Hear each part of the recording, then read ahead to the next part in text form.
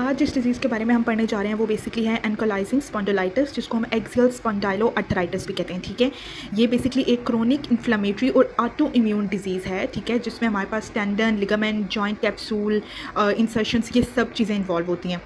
अगर हम देखें कि इस आर्थराइटिस की इस टाइप में कौन से जॉइंट्स जो हैं वो प्राइमरीली इन्वॉल्व होते हैं, सभी जॉइंट्स इसमें इफेक्ट होते हैं, लेकिन जो मेजरली हमारे पास इन्वॉल्व होते हैं, प्राइमरीली इन्वॉल्व होते हैं, जो वो स्पाइन है और सैक्रोइलियक जॉइंट्स हैं। ठीक है, उसके बाद इसका जो इन्फ्लेमेटरी प्रोसेस होता है ना, बेसिकली वो ये होता है कि the inflammatory process causes erosion of adjacent bone followed by ossification of the affective enthesis leading to progressively restricted joint movement। सबसे पहले क्या होता है कि बोन की जो होती है अफेक्टेड जो बोन होगी ना, उसकी इरोजन स्टार्ट हो जाएगी, ऑसिफिकेशन होगी। ठीक है, उस स्ट्रक्चर की। एंथेसिस मीन्स कि वो टेंडन हो सकता है, लिगामेंट हो सकता है, या जॉइंट कैप्सूल हो सकता है।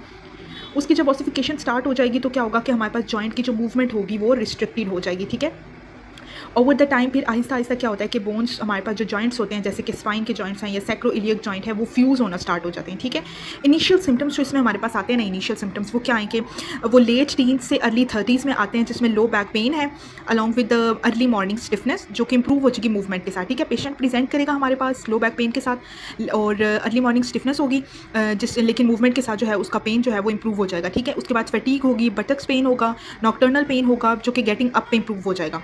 अगर हम इसकी प्रेवलेंस की बात करें तो मेल और फीमेल्स इक्वली अफेक्टेड होते हैं, और जो इंपॉर्टेंट इसका फैक्टर है वो ये कि इसकी association, it can be associated with the inflammation of eye, uveitis, iritis, bowel में ulcerative colitis, Crohn's disease and skin में सोरियासिस। ठीक है, as well as increased risk of developing osteoporosis, vertebral fractures and cardiovascular disease. ठीक है, और ये जो patients होते हैं ना, ये इंक्रीज रिस्क ऑफ होते हैं ऑस्टियोपोरोसिस और वर्टिब्रल फ्रैक्चर्स, क्योंकि हम लोगों ने इसकी पैथोफिजियोलॉजी देखी है कि इरोजन हो रही है, ऑसिफिकेशन हो रही है। ठीक है, जॉइंट मूवमेंट रिस्ट्रिक्ट हो जाएगी, तो वो फिर जब ऑसिफिकेशन और इरोजन हो रही है बोन की, तो वो ऑस्टियोपोरोसिस की तरफ जाएगा।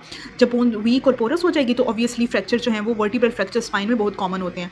उसके अलावा कार्डियोवैस्कुलर डिजीज़ का भी रिस्क होता है इन पेशेंट में, और अगर हम इसकी कॉज की बात करें तो कॉज जो है वो इसकी अननोन है।